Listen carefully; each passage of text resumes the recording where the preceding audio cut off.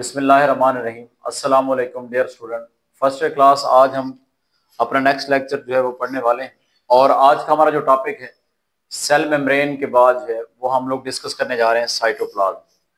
Sheldon और शेवान की जो थ्योरी थी, उन साइंटिस्ट ने ये बताया था कि सेल के बेसिक 3 कंपोनेंट होते हैं और वो 3 कंपोनेंट में एक न्यूक्लियस था, एक सेल मेम्ब्रेन थी और एक क्या था हमारा साइटोप्लाज्म।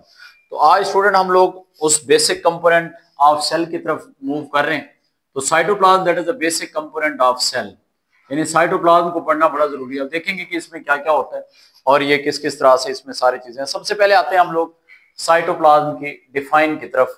तो डिफाइन में लिखा हुआ है द रीजन बिटवीन, ये वो एरिया है, ये वो रीजन है that is between the nuclear envelope and cell membrane. Nuclear envelope और सेल मेम्ब्रेन के दरमियान का जो रीजन है हम इसको नाम देते हैं दैट इज कॉल्ड साइटोप्लाज्म। जैसा कि इस डायग्राम के अंदर अगर आप लोग देखें तो न्यूक्लियर मेम्ब्रेन के दरमियान वाला रीजन ये आपको नजर आ रहा है जिसको हम न्यूक्लियोप्लाज्म कह रहे हैं, और सेल की सेल मेम्ब्रेन के अंदर ये वाला रीजन जो आपको नजर आ रहा है हम इसको नाम दे रहे हैं दैट इज कॉल्ड साइटोप्लाज्म, जो मैंने यहाँ पे आपको मेंशन किया। तो साइटोप्लाज्म की डिफाइन क्या हुई कि cytoplasm that is the region between the nuclear envelope and cell membrane. Clear. उसके बाद हम बात करते हैं साइटोप्लाज्म की डिफाइन के बाद इट्स फिजिको केमिकल नेचर।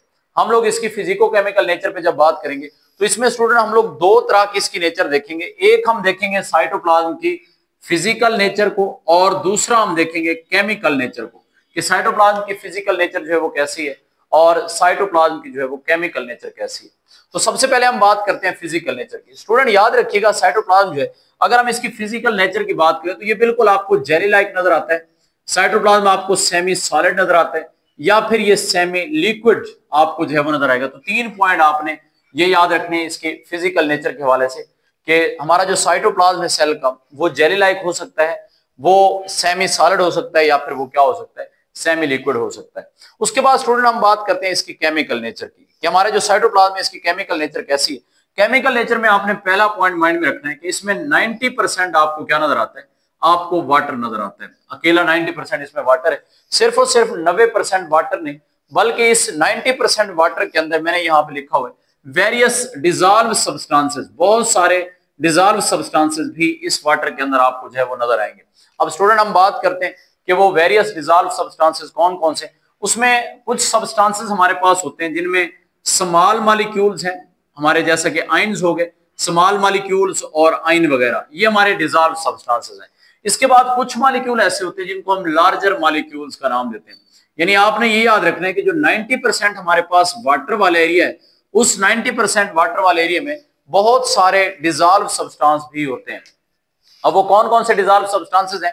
वो डिजॉल्व सब्सटेंसेस हमारे पास स्मॉल मॉलिक्यूल और आइंस हो सकते हैं या फिर वो डिजॉल्व मॉलिक्यूल हमारे पास लार्जर मॉलिक्यूल हो सकते हैं। अब स्टूडेंट हम सबसे पहले बात करते हैं कि स्मॉल मॉलिक्यूल और आइंस जो है वो किस हालत में इस साइटोप्लाज्म के अंदर मौजूद होते हैं। तो याद रखिएगा मैंने यहाँ पे पॉइंट लिखा है कि स्मॉल मॉलिक्यूल्स आर आइन आर कंप्लीटली डिजॉल्व, ये वाटर के अंदर मुकम्मल तौर पर डिजॉल्व होते हैं, दे आर कंप्लीटली डिजॉल्व, मुकम्मल तौर पर डिजॉल्व होते हैं। और अगर साइटोप्लाज्म के अंदर कोई स्मॉल मॉलिक्यूल या आइन मुकम्मल तौर पर कंप्लीटली डिजॉल्व आपको नजर है तो हमारे पास ये जो सोल्यूशन बनेगा हम इस सोल्यूशन को नाम देते हैं that is called true solution. तो ये आपने एक पॉइंट माइंड में रखना है कि what is a true solution. बाज दफा ये शॉर्ट क्वेश्चन आ जाते हैं कि ट्रू सोल्यूशन क्या है, तो आप लोग क्या बताएंगे साइटोप्लाज्म के अंदर अगर सारे के सारे छोटे मॉलिक्यूल या आइन कंप्लीटली तौर पे डिजॉल्व हो जाए, मुकम्मल तौर पे हल हो जाए, तो ये वाला जो सोल्यूशन हमारे पास बनेगा हम इस सोल्यूशन को नाम देंगे that is called true solution. या इसमें जितने भी पार्ट आते हैं याद रखिएगा इस ट्रू सोल्यूशन को हम सॉल्युबल पार्ट का भी नाम देते हैं that is called soluble part. और यही सॉल्युबल पार्ट जो है ये दरअसल हमारे पास क्या कहलाएगा दैट इज कॉल्ड साइटोसोल, हम इसको नाम देंगे दैट इज कॉल्ड साइटोसोल। अच्छा स्टूडेंट बाज दफा ना फर्क आ जाता है कि what is difference between the cytoplasm and cytosol. Cytosol और साइटोप्लाज्म में क्या फर्क है? देखिए इस डायग्राम के अंदर यहां पे मैं आपको साइटोसोल और साइटोप्लाज्म के अंदर एक डिफरेंस बताने जा रहा हूं। साइटोसोल की मैंने डिफाइन लिखी, मैंने ये बोला कि cytosol it is a soluble part of the cytoplasm, cytoplasm का ये सॉल्युबल पार्ट है, ये डिफाइन है हमारे साइटोसोल की।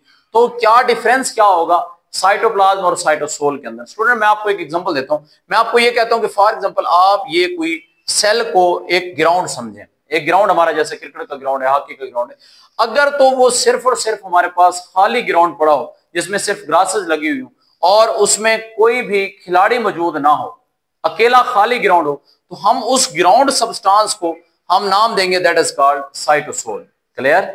अगर उसमें सारे के सारे प्लेयर आ जाएं, खेलने वाले आ जाएं उसी साइटोसोल वाले रीजन के अंदर, हम तब जाके उस ग्राउंड को साइटोसोल नहीं कहेंगे बल्कि हम उसको साइटोप्लाज्म कहेंगे। क्लियर है यहां तक? यानी साइटोप्लाज्म में क्या चीज आ जाएगी? साइटोप्लाज्म के अंदर स्टूडेंट याद रखिएगा सारी की सारी सेल की ऑर्गेनेलीज आ जाएंगी, तब जाके हम उसको क्या नाम देंगे? That is called cytoplasm. और अगर हम लोग वो सारे के सारे स्ट्रक्चर ऑर्गेनेलीज के सेल से बाहर अलग कर लें, जस्ट ग्राउंड सब्सटेंसेस बच जाए जिसमें ये 90% वाटर हो और बहुत सारे डिजॉल्व सब्सटेंसेस हो, तब वो हमारे पास क्या होगा? दैट इज कॉल्ड साइटोसोल होगा। क्लियर है यहां तक? तो एक डिफरेंस आपने ये साइटोसोल और साइटोप्लाज्म को माइंड में रखना है जी स्टूडेंट। उसके बाद हम बात करते हैं कि साइटोसोल के अंदर ये जो ग्राउंड सब्सटेंस है उसके अंदर हमारे पास कौन सी एक्टिविटीज परफॉर्म होती है।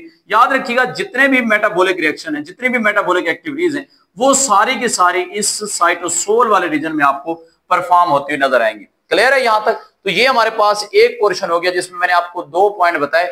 एक मैंने बताया ट्रू सॉल्यूशन के हवाले से और दूसरा मैंने बताया साइटोसोल और साइटोप्लाज्म के हवाले से। उसके बाद हम आते हैं दूसरी तरफ। दूसरी बार हमारे पास मौजूद है जी लार्जर मॉलिक्यूल। अच्छा जी, लार्जर मॉलिक्यूल याद रखिएगा ये फुली साइटोसोल के अंदर ये डिजॉल्व नहीं होते, दे आर इनकम्प्लीटली डिजॉल्व। यहां पे मैंने लिखा है ये नामुकम्मल तौर पे हल होते हैं, और ऐसा सॉल्यूशन जिसमें इनकम्प्लीटली डिजॉल्व सब्सटेंसेस हो, that type of the solution is known as the colloidal solution. हम इसको स्टूडेंट क्या नाम देंगे? हम इसको नाम देंगे that is called colloidal solution.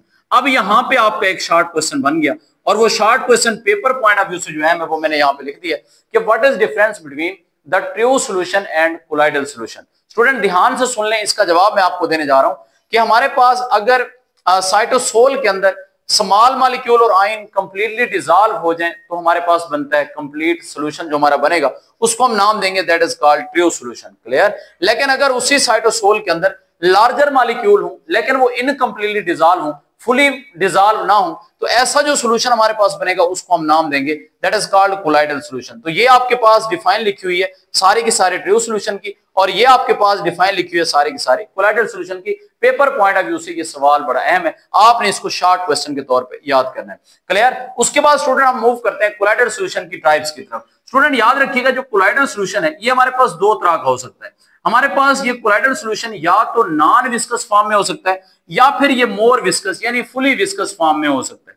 Student याद रखिएगा जो नॉन विस्कस हमारे पास कोलाइडल सॉल्यूशन होगा हम इसको नाम देते हैं दैट इज कॉल्ड सोल। हम इसको क्या नाम देंगे? दैट इज कॉल्ड सोल, हम इसको सोल कहते हैं। और जो विस्कस सॉल्यूशन होगा हम इसको हमेशा क्या नाम देंगे? हम इसको जेल का जो है वो नाम देंगे। तो यहां पे भी आपका एक शॉर्ट क्वेश्चन बन गया कि what is difference between the sol and gel. Sol और जेल में क्या फर्क है? तो आप लोग क्या बताएंगे कि non viscous colloidal solution that is called sol and more viscous colloidal solution that is called gel. तो यहां पे आपका एक शॉर्ट क्वेश्चन ये मैंने बताया कि सोल और जेल में क्या फर्क है, कोलाइडल और ट्रू सॉल्यूशन में क्या फर्क है, तो ये मैंने आपको इसकी कंपोजिशन बताई। और तीसरा मैंने डिफरेंस बताया आपको साइटोसोल और साइटोप्लाज्म के अंदर। तो यहाँ पे ये 3 short question very very important है, आपने इनको अच्छे से जो है वो अपने कंसेप्ट क्लियर करके इनको हल कर लेना है। उसके बाद स्टूडेंट हम लोग मूव करते हैं फंक्शन ऑफ द साइटोप्लाज्म की तरफ कि हमारे पास जो साइटोप्लाज्म है इसका ओवरऑल फंक्शन क्या है, यानी इसमें कौन कौन से प्रोसेस जो है ये परफॉर्म होते हैं यहाँ पर। तो ये हमने देखना है फंक्शन ऑफ साइटोप्लाज्म। स्टूडेंट याद रखिएगा साइटोप्लाज्म जो है it is a site of the various metabolic activities, यानी बहुत सारी एक्टिविटीज हैं जो साइटोप्लाज्म के अंदर परफॉर्म हो रही है। यहाँ पे मैंने 4-5 एक्टिविटीज आपको बताई हैं, जैसा कि मैंने फर्स्ट एक्टिविटी आपके सामने रखी that is known as the glycolysis. Student याद रखिएगा what is meant by glycolysis. Glycolysis का मतलब होता है break down of the 1 glucose molecule into the 2 pyruvate molecule. ये हमारे पास है ग्लाइकोलाइसिस, जो कि हमारे पास एनारोबिक रेस्पिरेशन का भी पार्ट है और एरोबिक रेस्पिरेशन का भी पार्ट है। तो ये जो ग्लाइकोलाइसिस यानी ग्लूकोज के ब्रेकडाउन का जो प्रोसेस हो रहा है, दरअसल ये स्टूडेंट कहां पे हो रहा है? ये हो रहा है हमारे साइटोप्लाज्म के अंदर। क्लियर? तो ये मैं पहले इसके मेटाबॉलिक एक्टिविटी के हवाले से बता रहा हूं जी। उसके बाद दूसरी हेडिंग मैंने यहां पे दी हुई है कि एनारोबिक रेस्पिरेशन जो है वो भी साइटोप्लाज्म के अंदर परफॉर्म हो रही है। और एनारोबिक रेस्पिरेशन का आप सबको पता ही है कि विदाउट ऑक्सीजन हमारी जो रेस्पिरेशन हो रही है उसमें स्टूडेंट याद रखिएगा ह्यूमन बीइंग के अंदर लैक्टिक एसिड फॉर्मेशन है या फिर हमारे पास अल्कोहलिक फर्मेंटेशन जिस तरह आपने पढ़ी होगी। ये सारे प्रोसेस जो हैं ये क्या हैं? ये हमारे हैं आपके एनारोबिक रेस्पिरेशन के प्रोसेस हैं। तो ये सारे सेल के कहां पर हो रहे हैं? साइटोप्लाज्म के अंदर। उसके बाद स्टूडेंट 2 और प्रोसेस यहां पे हो रहे हैं सेल के साइटोप्लाज्म में। एक मैंने लिखा है that is known as gluconeogenesis. Student what is difference between the glycolysis and gluconeogenesis? याद रखिएगा कि ग्लाइकोलाइसिस में क्या होता है, ग्लूकोज का एक मॉलिक्यूल ब्रेक डाउन होकर 2 पायरुवेट के मॉलिक्यूल में चेंज होता है। और ग्लूकोनियोजेनेसिस में क्या होगा, बाज़ दफा ऐसे होता है कि हमारी जो प्रोटीन्स हैं या हमारे पास जो लिपिड्स हैं, हम लोग इनको प्रोटीन या लिपिड के मॉलिक्यूल को ब्रेक डाउन करके हम इनको कन्वर्ट करते हैं किस चीज के अंदर, ग्लूकोज के अंदर। स्टूडेंट ये these are the non carbohydrate molecule. अगर हम लोग नॉन कार्बोहाइड्रेट मॉलिक्यूल को तोड़कर उनसे कार्बोहाइड्रेट बना रहे हैं, that process is known as the gluconeogenesis. यानी हमने करना क्या है, देखें ग्लाइकोलाइसिस में हमने क्या किया, कार्बोहाइड्रेट को तोड़ा और उससे हमने पायरुवेट बनाए। लेकिन यहां पे हम क्या करें, ग्लूकोनियोजेनेसिस में हम क्या करें, लिपिड और प्रोटीन को तोड़ के उनसे क्या बनाएंगे, हम इनसे जो ग्लूकोज है वो तैयार करेंगे। तो दैट प्रोसेस कॉल्ड ग्लूकोनियोजेनेसिस। ये भी कहां पे और होता है, सेल के साइटोप्लाज्म में। जी उसके बाद एक और प्रोसेस लिखा हुआ है, that is known as the glycogenolysis. Student याद रखिएगा, ग्लाइकोजेनोलाइसिस कौन सा प्रोसेस है, जिसमें हम स्टोर्ड ग्लाइकोजन, जो कि मसल के अंदर स्टोर्ड ग्लाइकोजन मौजूद होती है, उसको हम कन्वर्ट करते हैं किसके अंदर, उसको हम कन्वर्ट करते हैं ग्लूकोज में। क्लियर है? तो ये प्रोसेस जिसमें हम स्टोर्ड ग्लाइकोजन को, जो लिवर या मसल सेल के अंदर मौजूद होती है, अगर हम ग्लाइकोजन को कन्वर्ट करें ग्लूकोज में, तो that process known as the glycogenolysis. Clear? तो ये 4-5 प्रोसेस जो मैंने यहां पे आपको बताया, उसमें ग्लाइकोलाइसिस है, एनारोबिक रेस्पिरेशन है, ग्लूकोनियोजेनेसिस है और ग्लाइकोजेनोलाइसिस है। स्टूडेंट ये सारे के सारी मेटाबॉलिक एक्टिविटी कहां पे परफॉर्म हो रही होती है, साइटोप्लाज्म के अंदर। क्लियर है यहां तक? उसके बाद हम दूसरे पॉइंट की तरफ आते हैं कि हमारे पास साइटोप्लाज्म जो है, it is a site of the storage, it is a site of the storage of different material. मुख्तलिफ किस्म के मटेरियल जो सेल के अंदर स्टोर होते हैं, दरअसल वो भी कहां पे स्टोर होते हैं, वो हमारे सेल के साइटोप्लाज्म के अंदर स्टोर होते हैं। क्लियर है यहां तक? तो यहां पे कौन कौन से जो मटेरियल है वो स्टोर हो सकते हैं, वो मटेरियल स्टूडेंट याद रखिएगा, वो सेल के लिए यूजफुल हो सकते हैं या फिर वो मटेरियल सेल के लिए क्या हो सकते हैं, वो वेस्ट हो सकते हैं। यानी दोनों तरह के मटेरियल सेल के साइटोप्लाज्म में स्टोर होते हैं। एक मटेरियल यूजफुल भी हो सकते हैं या फिर क्या हो सकते हैं, या फिर हमारे पास वेस्ट भी हो सकते हैं। अब स्टूडेंट हम बात करते हैं कि हमारे पास जो यूजफुल मटेरियल जो साइटोप्लाज्म के अंदर स्टोर हो रहे हैं वो कौन कौन से हैं। जैसा कि मैंने आपको अभी बताया कि हमारे मसल सेल के अंदर ग्लूकोज जो है वो स्टोर होता है किस फॉर्म में, याद रखिएगा, in the form of glycogen. तो ये ग्लाइकोजन को कौन स्टोर करते हैं, दरअसल साइटोप्लाज्म स्टोर कर लेते हैं। क्लियर है मसल सेल का? उसके बाद जैसा कि हमारी मायोग्लोबिन प्रोटीन है, ये भी स्टूडेंट याद रखिएगा, ये ऑक्सीजन को अपने साथ बाइंड करके ऑक्सीजन को स्टोर कर लेती है। क्लियर है? तो ये जो स्टोरेज है ऑक्सीजन की, ये भी कहां पे हो रही है, हमारे साइटोप्लाज्म के अंदर। उसके बाद कुछ ऑयल ड्रॉपलेट्स हैं, जो प्लांट ऑयल प्रोड्यूस करते हैं, उनके सेल में जो ऑयल ड्रॉपलेट्स होंगे वो भी उनके सेल में क्या होते हैं स्टूडेंट, वो भी यूजफुल सब्सटेंसेस के तौर पे सेल के साइटोप्लाज्म में ही स्टोर होते हैं। उसके बाद हम बात करते हैं वेस्ट की। स्टूडेंट जो जो वेस्ट चीजें वो हमारे बाज दफा साइटोप्लाज्म के अंदर वो भी स्टोर की जाती हैं। तो यहाँ पे मैंने कुछ वेस्ट का नाम लिखा है, जैसा कि मैंने यहाँ पे आपको बताया, that is known as the calcium oxalate. Calcium oxalate आपकी बॉडी में आपके सेल के लिए टॉक्सिक है, ठीक है जी, ये किडनी स्टोन की वजह बनती है। तो इसको भी बाज दफा बाहर निकालने के लिए सेल पहले अपने साइटोप्लाज्म में स्टोर करते हैं, उसके बाद फिर सेल क्या करते हैं, बाहर निकाल देते हैं। इसके बाद कुछ रिएक्शन के दौरान अल्कलाइड्स बनते हैं।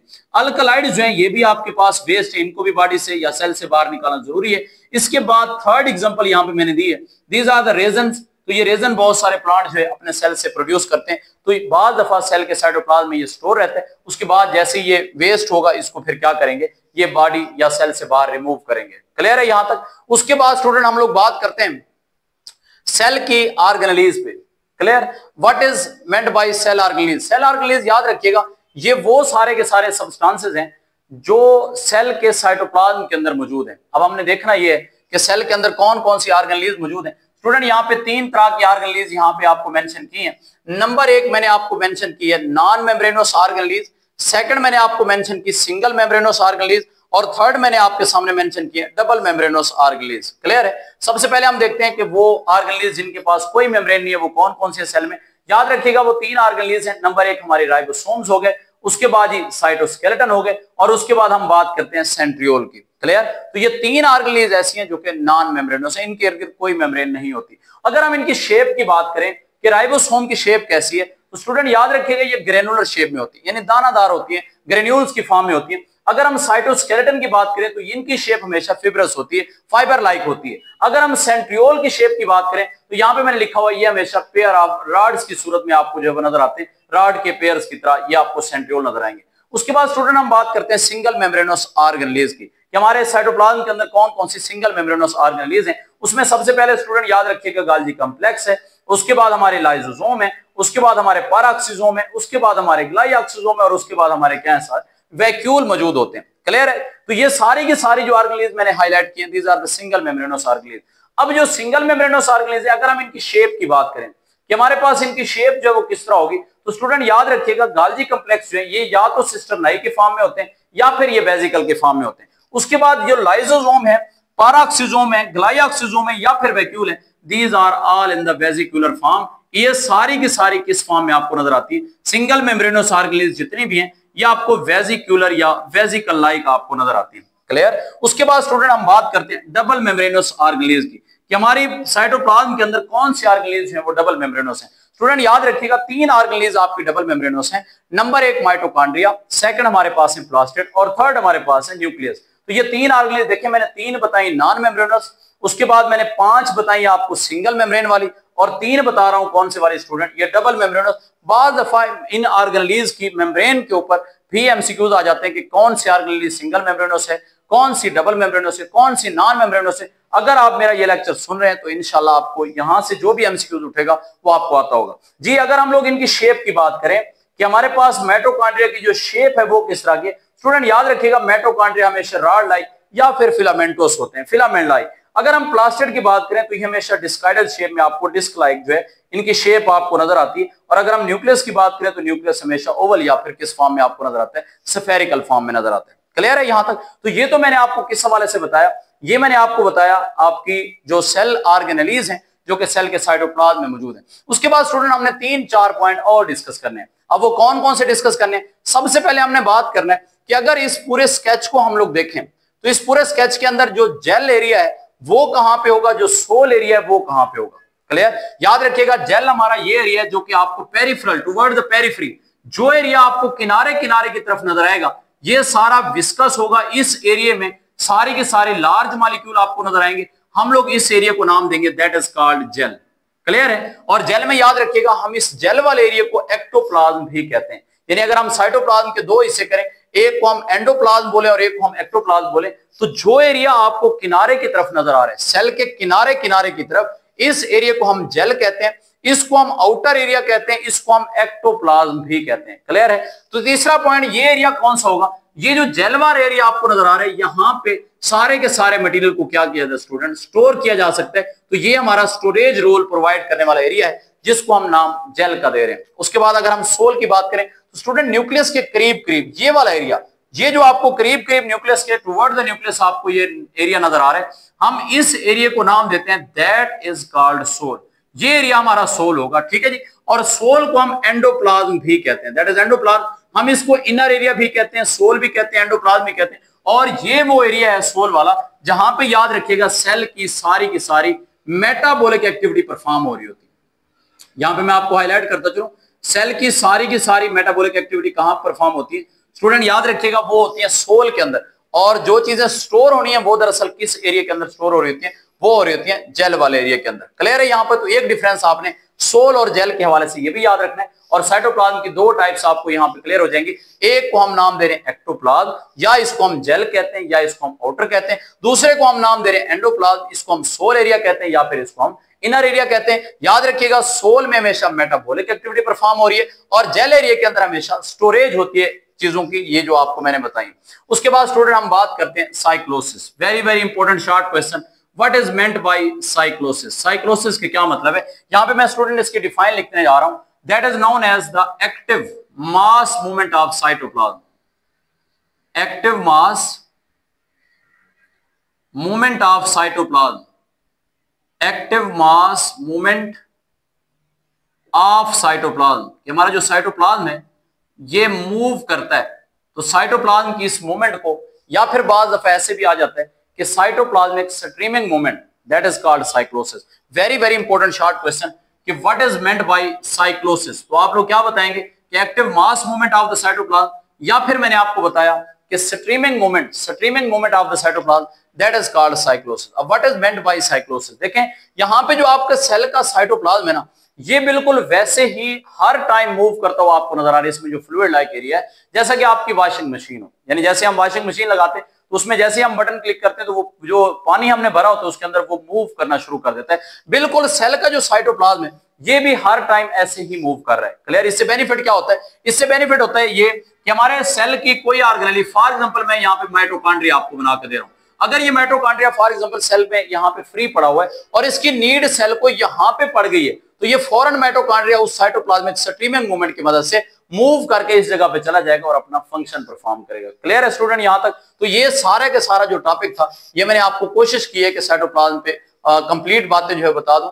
उम्मीद करता हूं कि आपको साइटोप्लाज्म के हवाले से जरूर समझ आया होगा। हमारे साथ इसी तरह जुड़े रहिए। इंशाल्लाह हम कोशिश करेंगे कि डेली बेस्ट से बेस्ट करने की आप सब के लिए। आप सब हमारे साथ इसी तरह जुड़े रहें। हमारे चैनल को लाइक करें, सब्सक्राइब करें और अपने दोस्तों के साथ, फेलोज के साथ, पार्ट 1 के स्टूडेंट के साथ, एमडी कैट के स्टूडेंट के साथ जरूर ये शेयर करें, ताकि हमारा ये जो नॉलेज है, ये जो हमारा जो टॉपिक है जिसपे हम बात कर रहे हैं, ये सारे का सारा पहुंच जाए। अच्छा, एक पॉइंट स्टूडेंट और जो लास्ट पे बताने वाला फिर रह गया, तो यहां पे एक पॉइंट है जी, what is meant by protoplasm and what is meant by protoplast. Protoplasm और प्रोटोप्लास्ट पे फर्क आता है। अब मैं बस एक ही शॉर्ट वर्डिंग में आपको बताने जा रहा हूं। देखिए प्रोटोप्लाज्म क्या है? दो चीजों का मजमुआ है। नंबर एक हमारे पास है जी साइटोप्लाज्म और दूसरा है न्यूक्लियोप्लाज्म। अगर साइटोप्लाज्म और न्यूक्लियोप्लाज्म आपस में मिल जाएं तो हम इसको बोलते हैं दैट इज कॉल्ड प्रोटोप्लाज्म। और मैंने कल इसकी डिफाइन आपको बताई थी, that is a living content. असल साइटोप्लाज्म और न्यूक्लियोप्लाज्म को हम लिविंग कंटेंट कह रहे हैं। उसके बाद व्हाट इज अ प्रोटोप्लाज्म? इसी साइटोप्लाज्म और न्यूक्लियोप्लाज्म के साथ अगर हम लोग साथ सेल मेम्ब्रेन को भी ऐड कर दें, यानी साथ ये सेल मेम्ब्रेन इस प्रोटोप्लाज्म के ऐड हो जाए, तो हमारे पास जो नई चीज बनेगी वो हमारा क्या होगा? वो हमारा प्रोटोप्लास्ट होगा। तो प्रोटोप्लास्ट में क्या बताया मैंने? प्रोटोप्लास्ट में तीन चीजें हैं, cytoplasm plus nucleoplasm plus cell membrane, that is a protoplast. और प्रोटोप्लाज्म क्या है? Cytoplasm plus nucleoplasm, that is called protoplasm. तो स्टूडेंट यहां तक आप सबने अच्छे से तैयार कर लेना। उम्मीद करता हूं आपको जरूर समझ आई होगी। अल्लाह हाफिज।